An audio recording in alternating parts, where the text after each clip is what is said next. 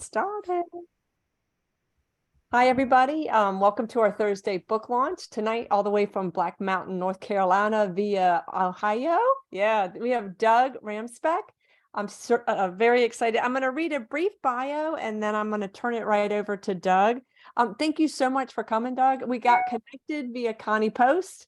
Once again, Connie Post has been kind enough to introduce me and connect me some of the finest poets that otherwise we wouldn't get to hear. And so I am eternally grateful for that opportunity. Doug Ramspeck is the author of 9 poetry collections, 1 collection of short stories, and a novella. His most recent book, Blur, and the link is in the chat section, was published by the Word Works in 2023 and received the 10th Gate Prize.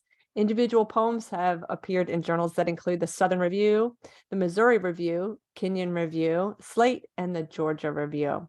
He is a 3-time recipient of an Ohio Arts Council Individual Excellence Award.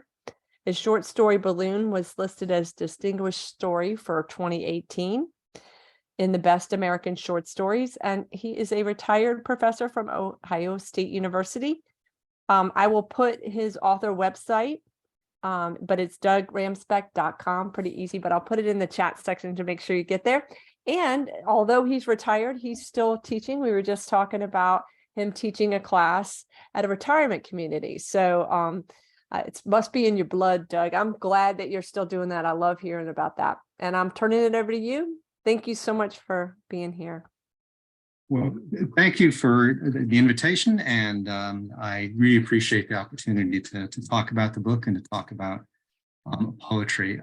I think the first thing I want to say is that I do feel that any time that I've written a book, it has seemed to me a kind of an unlikely event. And the reason for that is that I went for 25 years as a not very successful writer. In fact, that overstates it. I was a terribly unsuccessful writer.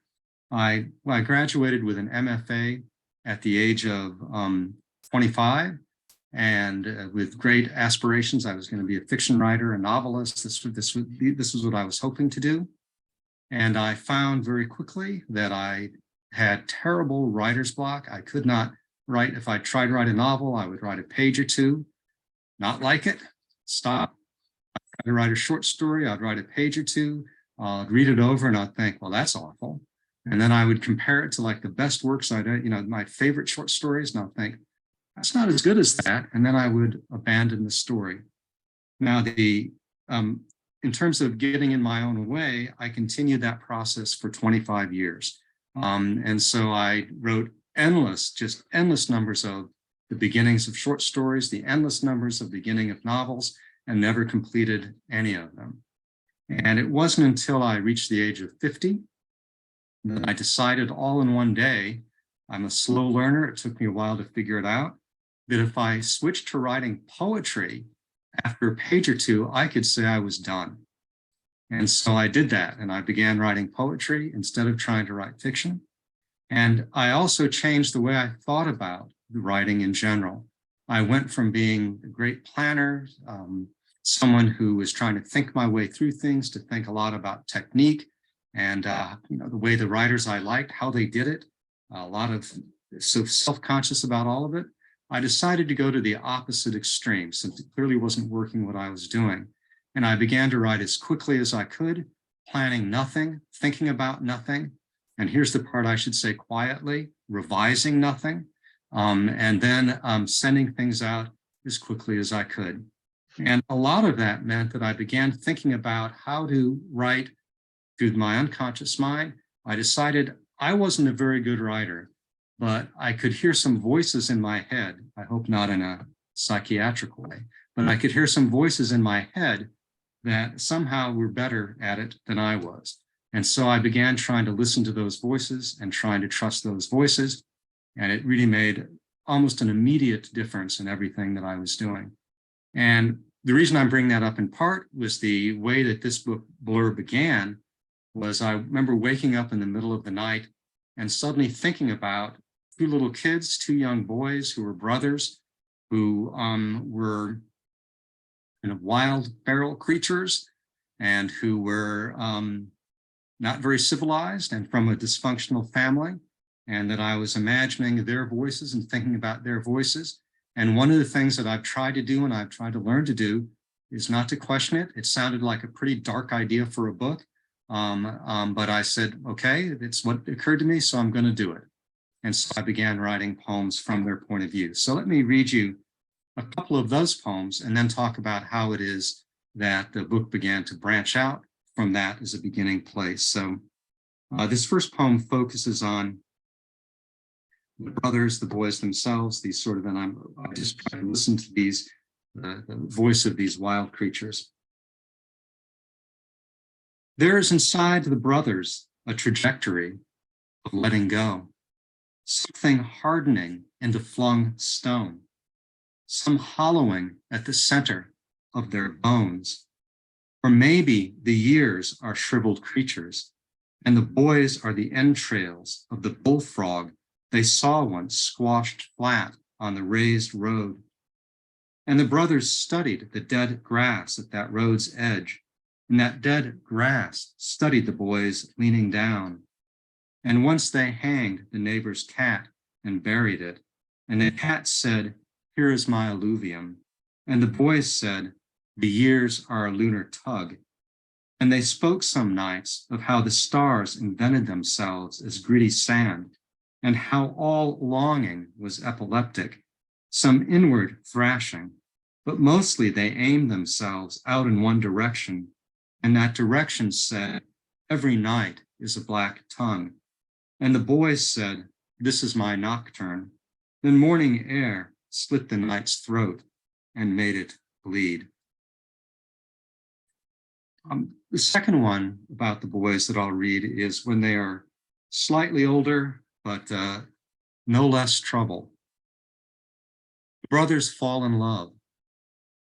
The brothers fall in love with horseflies and the broken vessel of the days and the skull of moon and the bloodletting clouds and the broken eye sockets of dreams and the fevered death rattles of snores levitating from their father's room, and the starving dog and the knife that slices off the squirrel's tail and the confetti of feathers as the pellet strikes, and the smell of their boy flesh and the bloodied meat and the potions of fetid night rain and the neighbor girl they spy through her bathroom window and the crude words they write in chalk on her driveway and the bats at twilight that appear like broken chips of sky and the rotting loam inside their chests and the neighbor girl they call names on the school bus and the cemetery crows that float above the graves and the raccoon at the roadside with its heavy bloat and the neighbor girl who retreats inside her house when they ride by on their bikes, and the dead bones of trees that stand up by the river, and the sacred object of the girl's notebook they steal from her at school, then adorned with drawings of penises and boobs, and the boot that crushes the head of the snake, and the snapping turtle they crack open at the river, and the girl who gives them the sacrament of the finger, the evenings they chase her into her yard. In both cases with those poems, one of the things that I started doing as a writer when I sort of changed my approach was I decided to come up with titles of poems first, which I would find by opening a book at random, and the first word I saw would be a word that was in the title. And then I would sort of try to think of something that was evocative based on that, and then I would try to begin a poem without knowing where it was going, and so I'd have that title in my head, then would have to figure out some way in the process of writing to come up with that title. I also knew, though, as I began writing the book, that it didn't seem quite possible that I could fill a book just with the voices of those boys. As much as that was the original point and the thing that sort of I was obsessed with at first, I wanted to branch out to the rest of this family that was there. And so one of the first poems I wrote about the entire family, or not the entire family, I wrote about the brothers and their sister, was one called Family Anthem, and that led me to begin wondering about the sister after that. So I tend to be obsessive in how I think about things when I'm writing, and so I began writing a lot of poems about the sister after I wrote this one. Family Anthem. Sister believes her brothers are the brackish waters of the river, are the possum face of the moon, and she believes that dusk light congeals inside their throats. Once she saw them set fire to a neighbor's cat, saw them dance around the flames, and she dreamed that night that their teeth crumbled in their mouths like stones, that the stars were kicked over and abandoned. And she believes that the years have soot black tongues, that her brothers have soot black tongues, and the songs they sing spill bitter salt into the world. Once she might have smothered them in their cribs, might have dropped them like anthems from windows. Once she watched them swim beneath a canker sore of sun, and she thought, let the mud waters carry them under. And she dreamed that night that they were standing by her bed, were carefully dousing her with lighter fluid. And they said, we anoint you. And she said, stop. And they said, we baptize you. And she said, you are not my brothers. And they said, hush, hush. The second one I'll read branches out now to the entire family as I began to wonder, well, who else is there? Who else is part of this extended family? So the brothers' one true home is in their bodies. Though once they lived inside their mother, who lived inside her husband's house, who lived inside the crows of his own thoughts, the sister was born first, and sister rode her stick horse in the drive, and sister counted 1, 2, 3 when her parents fought, as though each breath were a kind of numerology. And in her dreams, mother imagined her boys crawling again from the mud of her body, carrying on their skin an augury of blood. And the boys became like the bats in the backyard, zigzagging through the air, became like the death flies hovering above the roadkill beside the mailbox. And the brothers said to the flies, this is the measure of life. And the flies said to the roadkill, this is the great mystery. And the roadkill said to the sky, here is the world stripped down to nothing. And the boys poked the roadkill with a stick, and the stick said, if you were a door, I would step through it. Another thing then that I thought about as I was writing was, again, I keep imagining branching out farther. So you've got the brothers, then you move to the family. Then I began thinking about, well, where are they? I was living in Ohio when I wrote most of the book. And so it was certainly something I was thinking about Ohio, and I was thinking about the Midwest in general. And so I began writing a lot of poems about the Midwest. Sometimes, indeed, the Midwest became a character in the poems. So I'll read you a couple of those. And by the way, I lived in Lima, Ohio, which is I can tell you that our representative from Lima, Ohio was Jim Jordan, deeply conservative area to live. And I do think as well that it was an area that had been hit hard by the closing of factories and things of that sort over the years, declining population and things of that sort. This town is roadkill, fed on by crows. The roads here are straight as the end of days, and night skies are black as pitch, so let us pray to the bobby pins that let loose the hair of decades, to the same sleepy fields with their same folded wings, and to the quarry forever opening its animal eye, and to the corn growing so high it strains the neck to look up and up. And say there is church, church, bar, bar, bar, and bar church, bar, bar, bar. Then a tourniquet of hours that dream another tightening in the chest, another funeral tie around each neck, and the preacher on Sunday placing bandages on his Savior's seeping wrist, while the pews are forever a wooden boat rocked in a storm. And afterwards, everyone steps into the light and squints across the road to the high school football field with its blessings of trampled grass. And another one about the area, about the town, is entitled Flyover States of Mind. I have spent a lifetime inside my thoughts, inside a wheelbarrow. I can't seem to push out of its rut of days. And if there is some thought proximity, some thought approximate, in which each new idea is embalmed in its own juices, and if its toxology is spittle and sweat and rain, then why can't I roll the wheelbarrow forward and back to get it careening over the high ledge? And why do I suspect that what I would find on the other side would be another rut and another hill with the slope of its incline shaped like longing? A lot of what I think about when I write, or I try to do as well as, again, I try to launch into poems without knowing where they're going. And I also try, when I get stuck, if I slow down at all, because I'm trying not to slow down, because if I slow down, I start thinking, and thinking is the worst thing I find that I can do when I'm writing. I will open a book again at random, often poetry, but it can be any kind of book. And I just see any word, and I make sure that word exists then in the next line.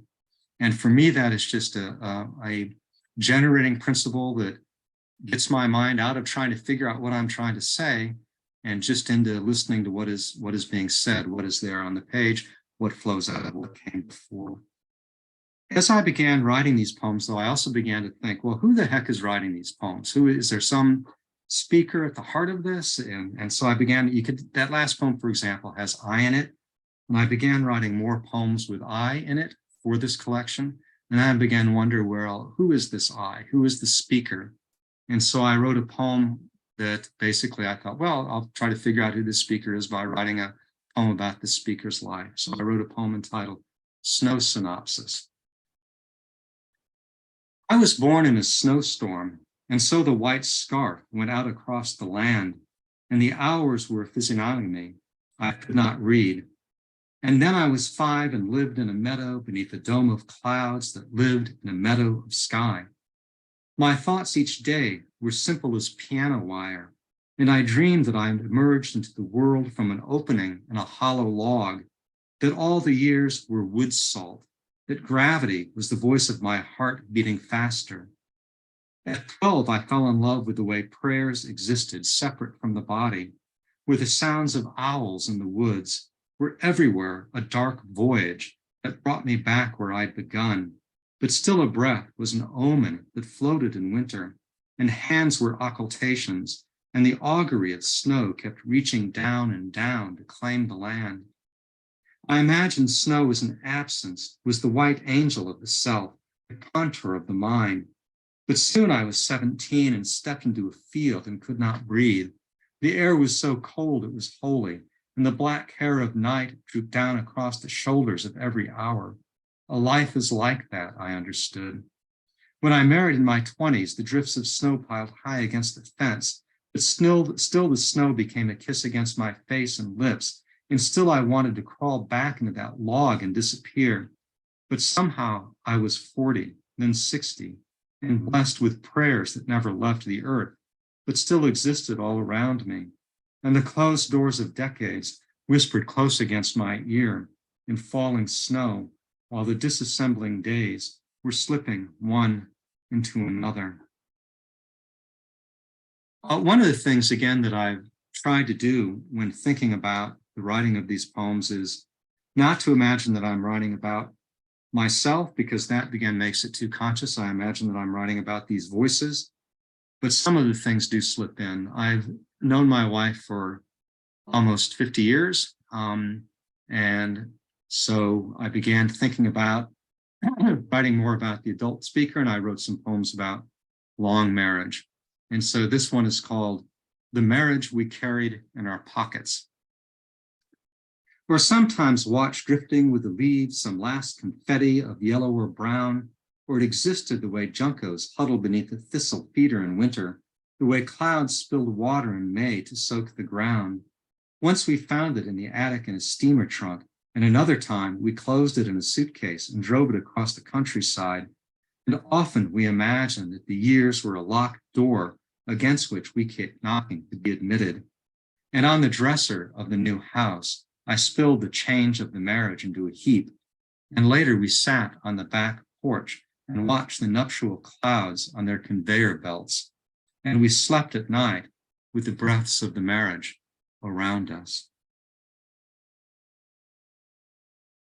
One of the things that I like to do best and that I enjoy the most as a writer is what I call cutting up for pieces. If you're writing quickly, I'm not doing much revision.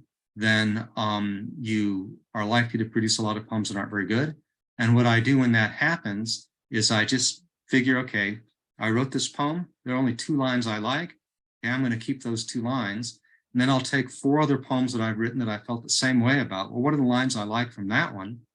Then I'll just try to put all those poems together into a poem. And the thing that I always find remarkable about that is that it doesn't sound like it ought to work, or that it really makes any sensible way to write a poem, but it always seems to me there are connections between those poems that I had no idea were there.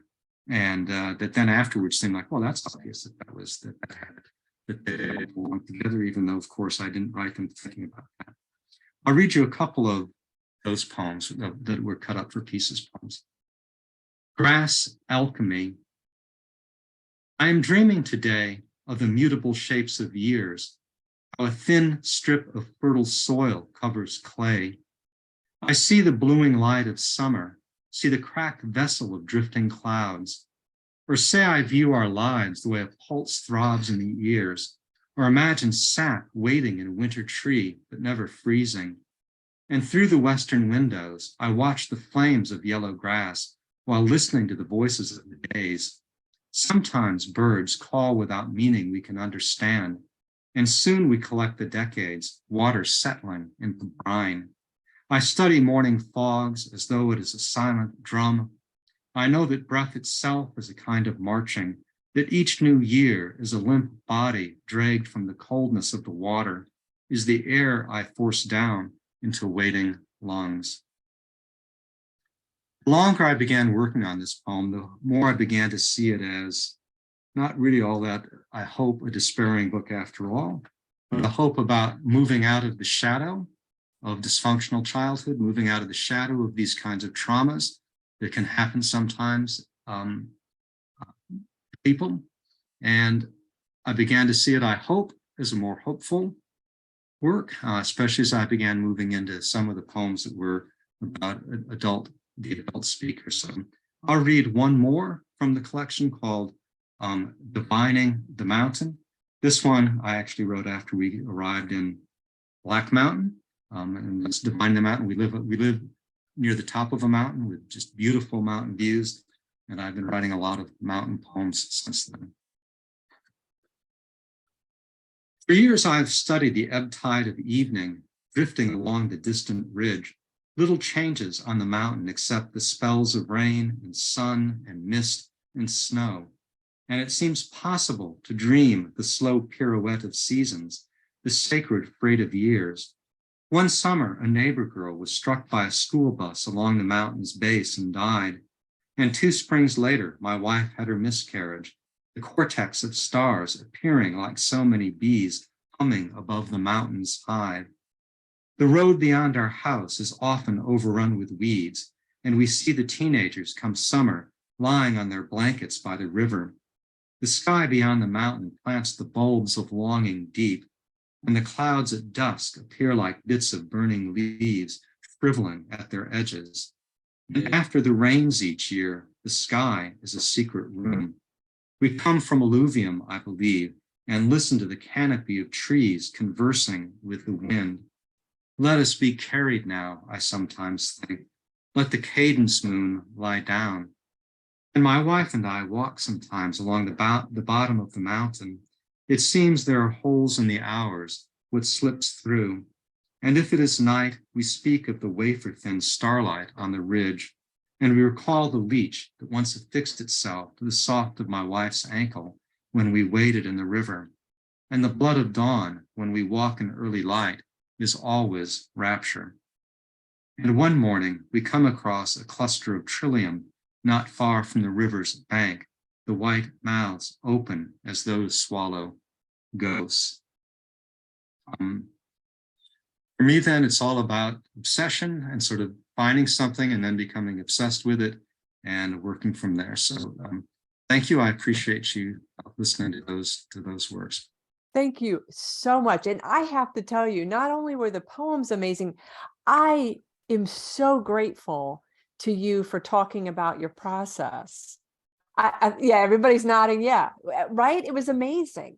And I really like that there was a rediscovery of the joy of writing, and how you kept that going rather than getting ahead and stopping yourself. That was so valuable.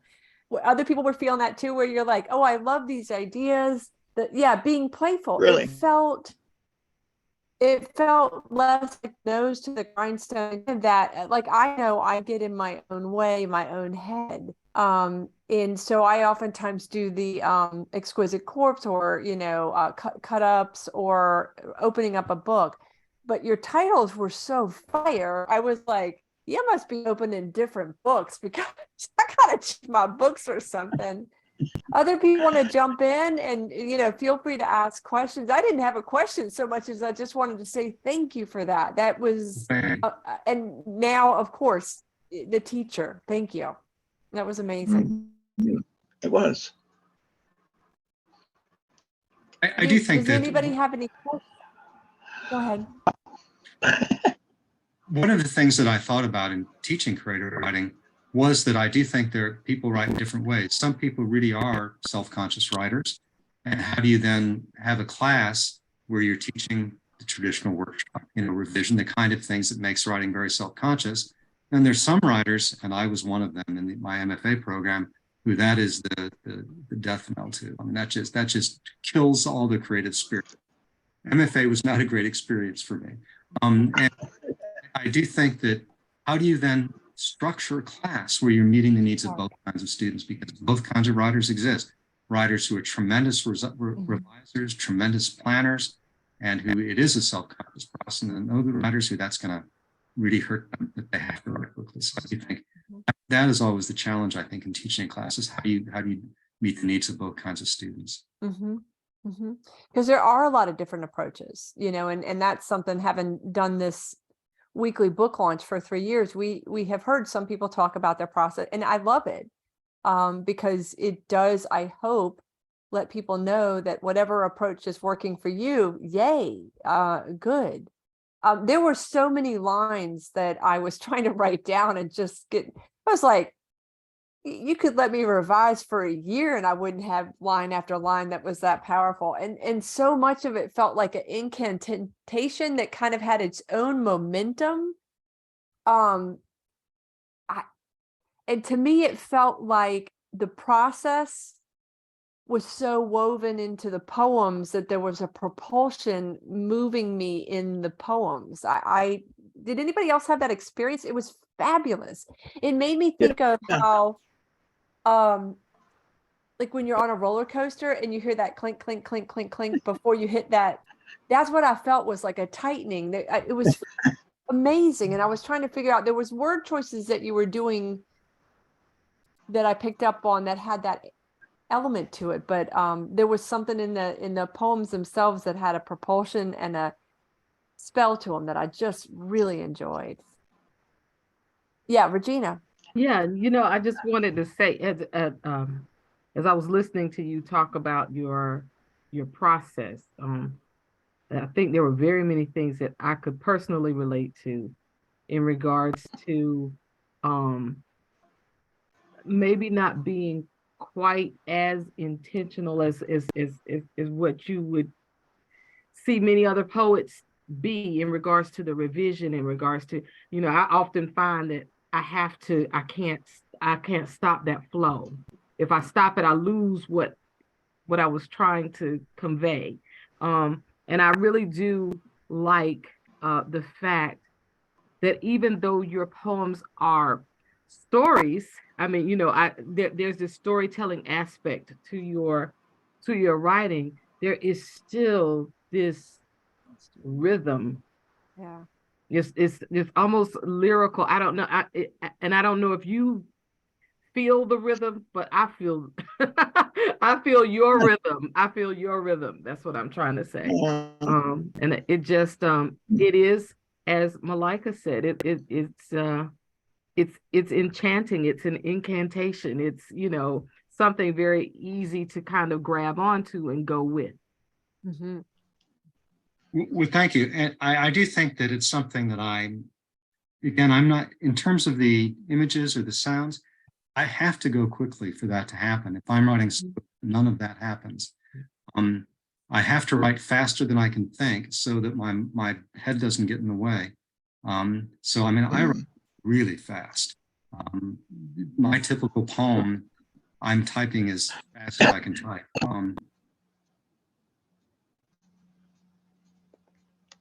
Oh, Laura, did you have a question? Because I think you said something and you're muted.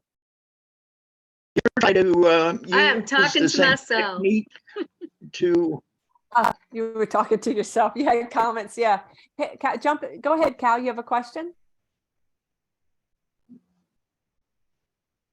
yeah. Do you ever try using the same technique to write prose, like a short story piece Yes, and I with some sort of a narrative? do, and it took my being able to have some success with poetry to get some poems published and get a couple books published before I was able to go back to trying to write fiction without that same fear striking when I set down the first words of fiction. So I had to gain some confidence with that, and then I have brought the same techniques to the writing of short stories that I bring to poetry. Where I do the same thing. I try to write quickly. I find words at random. I let it go where it goes. I come up with the title first. I do all the same things. I do have to say that I found that works in short stories. Interesting. To write novels, I don't think it works quite as well with novels, but it's I run into some of the same writers. Short stories, Yeah. I can use exactly the same technique. So, how about you? Do you go back between fiction and poetry, or? No, I only write poetry now, but I keep thinking about short stories, wondering. I just went to a book launch of somebody who launched a book of short stories, and it was daunting. She really did some very unusual and creative things. So, gave me a lot to think about. I have taken flash fiction stories, and if there's not a place where I want to submit the flash fiction story, just put it in the lines and send it out as a poem. And I've taken poems and put them in, taken the lines out and sent out as flash fiction stories. I don't think there's a whole lot of difference between poems and flash fiction stories. It doesn't have to be. But I do think, if you talk about a traditional 20-page story, I think then you talk about something different kind of. Yeah, I agree with you. Yeah, thanks for that question, Cal. And that is interesting that, a lot of prose poems, flash fiction, I mean, that the lines are back to your title, Blur. There's a lot of different thoughts about that. Oh, you know what? I was just thinking we're so lucky that the MFA experience didn't stop you from writing, that you found a way back in. I can't imagine, what's amazing is I look back at graduate school and writing, and most of the people I went to graduate school didn't write again, or at some point that's not been their field. I have one friend who has just now gone back to get a MFA at Queens College and is having a very awesome experience. But I think it is important, like how you're taught, or what process is honored, or what's the traditional, or what's in vogue at the moment makes a big difference too, right? Yeah. Timing of the artist, of the writer. So I'm just grateful that you did circle back, and that 25 years had to have been painful, coming to the blank page, and then like having all this that obviously is right there waiting to come out, and not able to access it. That really amazed me. I do think that especially teaching creative writing was something that I really felt with a lot of students. It would just be astonishing when somehow they figured out how to turn on that switch, that it would just then come pouring out. And it's not always easy because there can be so many things that get in the way of it. But you can see students who suddenly, it just is all there. And as you say, it had to have all been there before. Yeah. Just couldn't access it. Yeah. I mean, that's what it feels like. It was like knowing where to tap the tree, it was right there, all growing inside. I mean, obviously, you know, and I love your description of how Laura came to you with like hearing their voices. And I think that I saw a lot of people nodding with that. Yeah, Regina and Laura, Right. and not in a mental health problem way, which, you know, I understand that, but especially when something comes very full in the backstory, it could be like, well, this is like eavesdropping on somebody. So that was amazing. I really am grateful for your letting us into the process along with the poems. To me, that had a lot of impact. So I didn't see any questions. I've been trying to mind the chat section. If I have missed something, please jump in, guys. And I did want to mention again that the if people wanted to have a signed copy, Doug, are you doing that? Could they reach out to you? With that same website, if you go to dougramspeck.com, you'll see the book. It will be on the front page. And if you click on it, then there are options of where to purchase it online. But there's also a message. So if you message me that way, there's a message feature.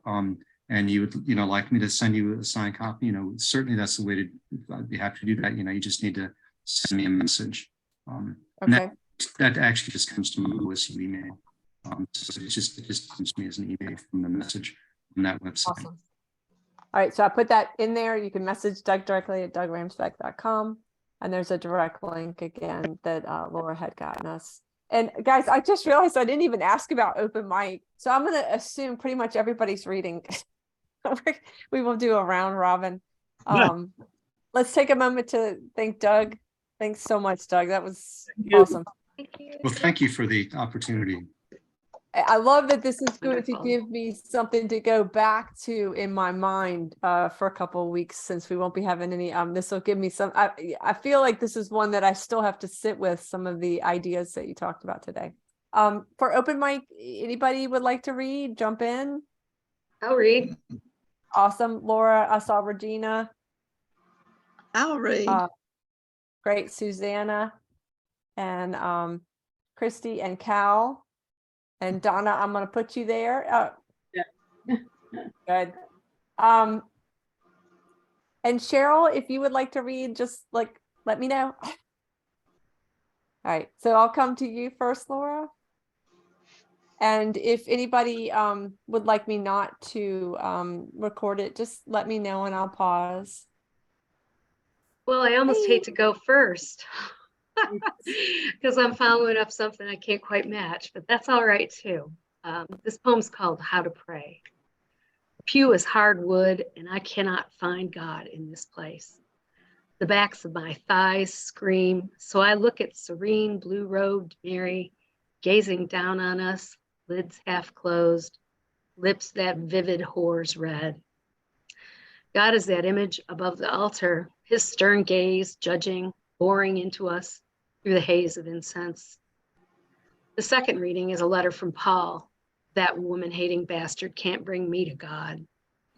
The lace cap pinned to my skull makes my scalp itch for freedom. Finally, communion arrives. Almost time for my true communion with the woods, the songbirds, the warm sun on my skin. Thank you. Woo! I love it. I was trying to type so much and all I got down was that woman hating it. I was like, oh, I'll just say it out loud. Thank you, Laura. No, fabulous. We have such an awesome open mic. Regina, I'm coming to you. Hi, everyone. So as most of you probably know, the great Tina Turner went on to glory on yesterday. And I just, when I don't know what it is, she loomed so large in my youth, and we always listen to music in the house, and I'm just an avid Tina Turner fan. And so this is a tribute, or requiem, yes, entitled Tina. Tina turned poverty and pain into promise, despite odds that stacked obstacles.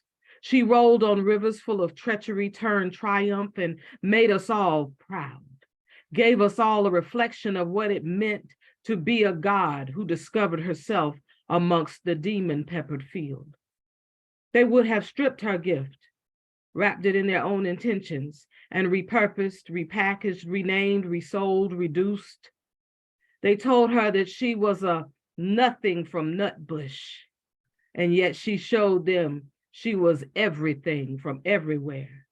As she whipped a halo of golden hair, moved with deaf fluidity, growled us into submission, showed us what it meant to be a Black girl rising, Black woman finding, excelling, loving, living, laughing, lifting us, me.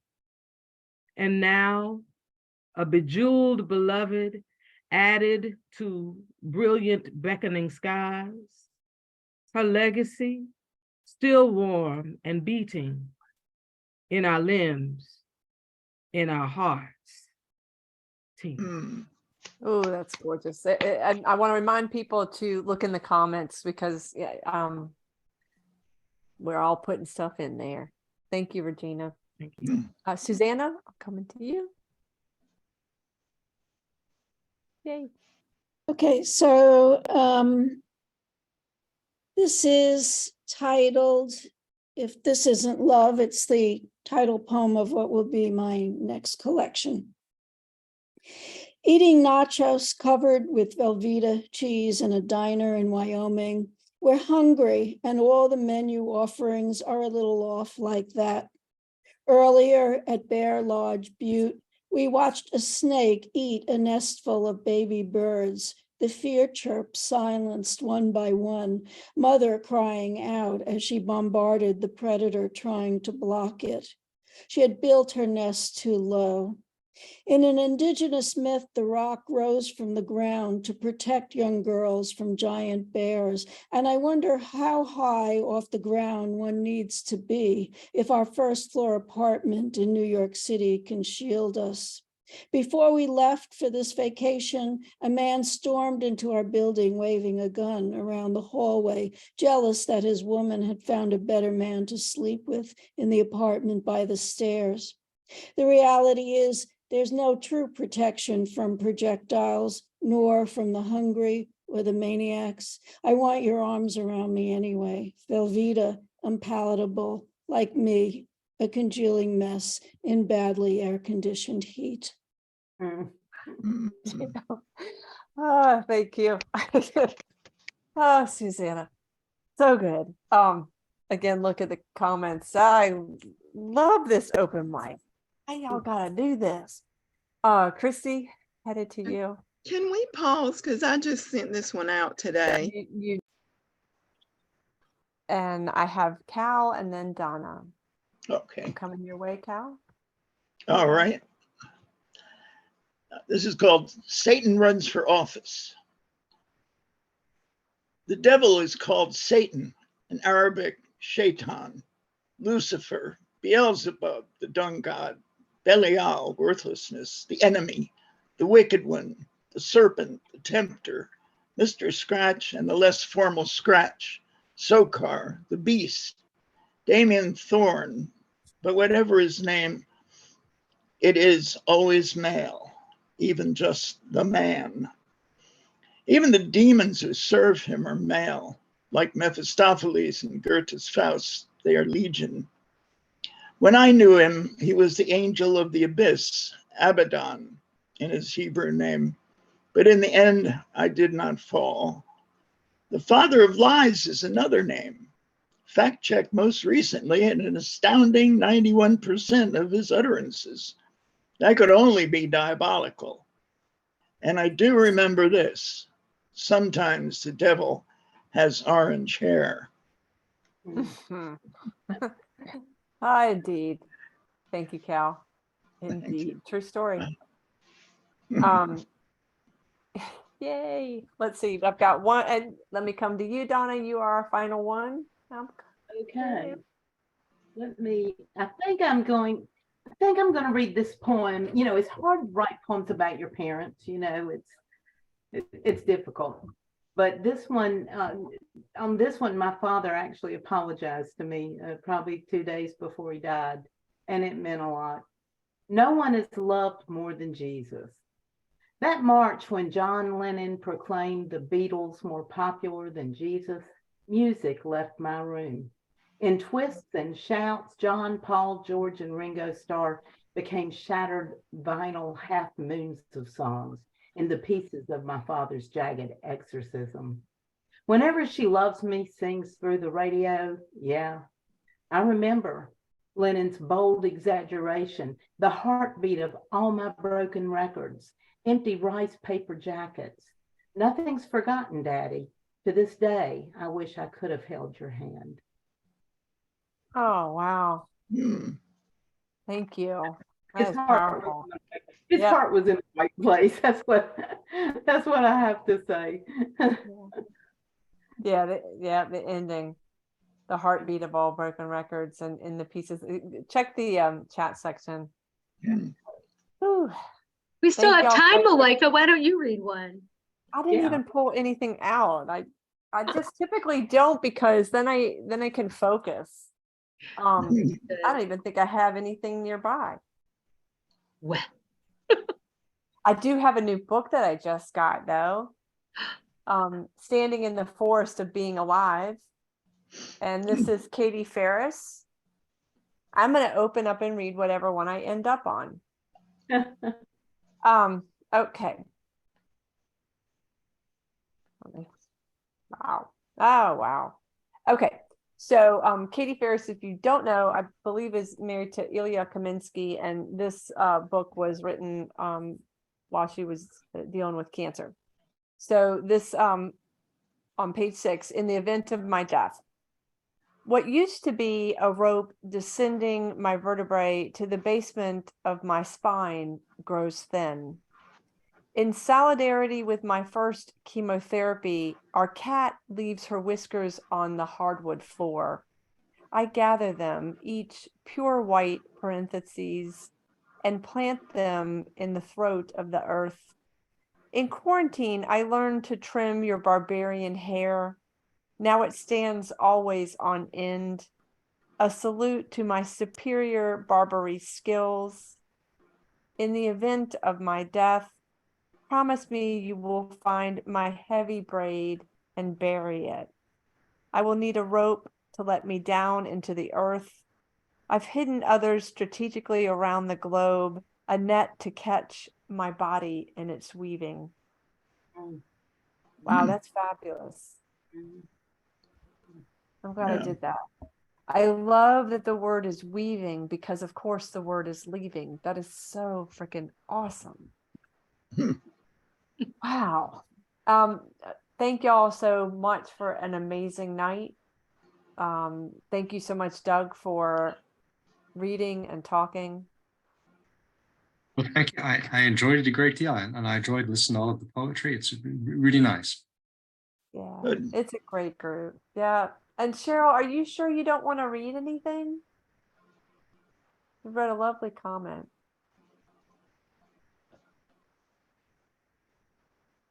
Because we'd love to have you read if you would like to. It's up to you though.